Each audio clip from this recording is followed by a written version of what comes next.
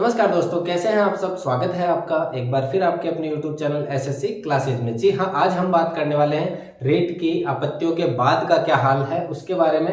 Rate की आपत्तियां सभी ने लगाई है। लगभग एक सब्जेक्ट की बात करें तो 8 से 10 प्रश्नों के अंदर आपत्तियां लगी है। किसी सब्जेक्ट में 10 से ज्यादा भी लगी है।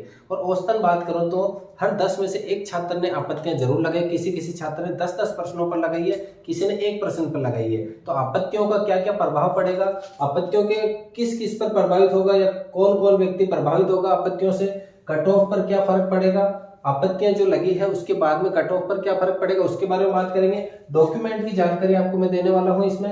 रिजल्ट कब तक इसका जारी हो सकता है, रेट मेंस का, और आपत्तियों का निस्तारण कब तक हो जाएगा, इसके बारे में हम संपूर्ण रूप से इस पर चर्चा करने वाले हैं। अगर आप पहली बार हमारे चैनल पर विजिट हुए हैं तो चैनल को अभी से सब्सक्राइब जरूर कीजिएगा, बेल आइकन प्रेस जरूर कीजिएगा। तो सबसे पहले अगर मैं बात करूं कौन कौन प्रभावित हुआ है, सबसे पहले तो अगर कट ऑफ में जिस प्रश्न पर आपत्ति लगी है और उसको अगर डिलीट कर दिया गया, उसको क्या कर दिया गया, डिलीट कर दिया गया, तो जिसने भी वह प्रश्न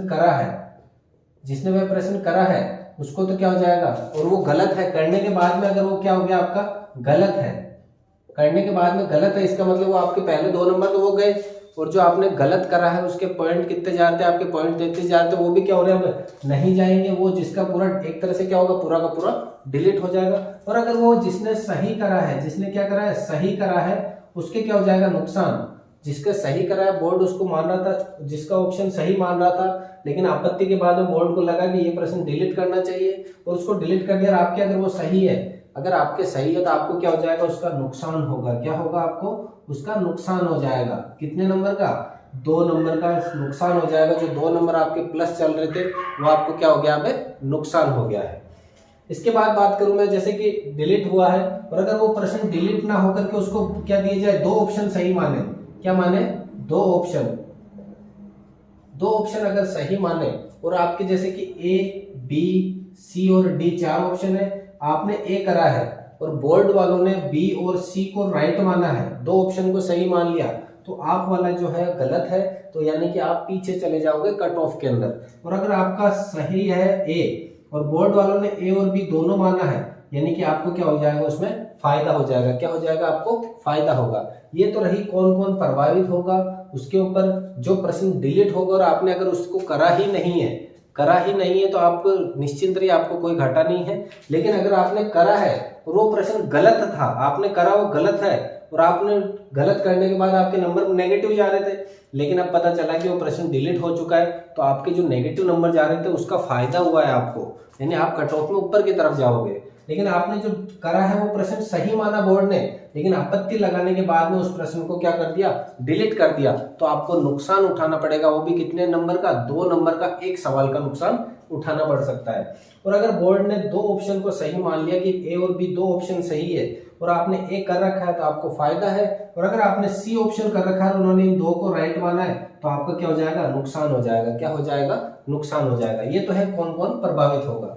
इसके बाद बात करूं मैं कट ऑफ की। कट ऑफ पे क्या फर्क पड़ेगा इसका, कट ऑफ पे जैसे ही आपने देखा होगा, कट ऑफ मेन आंसर के आने के बाद में, ऑफिशियली आंसर के आने के बाद में, जो छात्र 100 नंबर पे बैठे थे, 100 सवालों पे बैठे थे कि मेरे 100 सवाल सही है, वो छात्र लुढ़क कर सीधे 94 से 95 सवाल पर आ गए हैं। ऑफिशियली आंसर की के बाद में आपने देखा होगा कि जो छात्र 100 सवाल बता रहे थे वो 94 से 95 में आ गए। औसतन 5 से 6 सवाल गलत हो रहे हैं सबके। 5 से 6 सवाल क्या हो रहे हैं, गलत। और ये गलत सवाल अगर आपत्तियों के बाद भी रहते हैं, लगभग देखिएगा 99% के अगर वो गलत रहते हैं तो कोई दिक्कत नहीं है। लेकिन अगर वो कुछ के गलत हो रहे हैं, कुछ के सही हो रहे हैं, अभी इस टॉपिक की बात करें, डिलीट हो रहे हैं, अगर आपने गलत कर रखा है, डिलीट हो गए तो आपको फायदा है, और आपने सही कर रखा है उसको फिर डिलीट हो गया तो नुकसान है। यानी कट ऑफ में भी चेंज देखने को मिल सकता है। कट ऑफ में भी क्या रहेगा, इसका फर्क पड़ने वाला है। डॉक्यूमेंट की बात लास्ट में करते हैं, उसके पहले देखो आपत्तियों के बाद का जो निस्तारण है, आपत्तियों के बाद के निस्तारण की बात करें। आपत्तियां लगाई आपने, बोर्ड ऑथेंटिक बुक मांगी आपसे, आपने ऑथेंटिक बुक की फोटो खींच के, लेखक का नाम वगैरह लिख के, प्रकाशन वगैरह लिख के सब आपने बोर्ड को सबमिट कर दी। बोर्ड ने 22 से 24 का टाइम दिया था। उसके बाद होने के बाद में देखो, निस्तारण के बाद में जो आपने आपत्तियां लगाई है उसके बाद में पता चला बोर्ड वालों ने जांच करी। जांच करने के बाद में जो रिजल्ट की बात करें, कम से कम 10 से 15 दिनों में रिजल्ट पूरे आने की संभावना है कि हमने ये प्रश्न डिलीट कर दिया है, ये प्रश्न आपके 2 बोनस दिए हैं, ये बोनस किसी में नहीं मिलेगा, डिलीट होंगे। क्या होंगे? डिलीट होंगे। और इन सवालों में हमने 2 ऑप्शन सही माने हैं, ए भी सही है, बी भी सही है। अगर आपने ए और बी दोनों सही माने हैं और ए व बी में से कर रखा है तो आपको क्या होगा?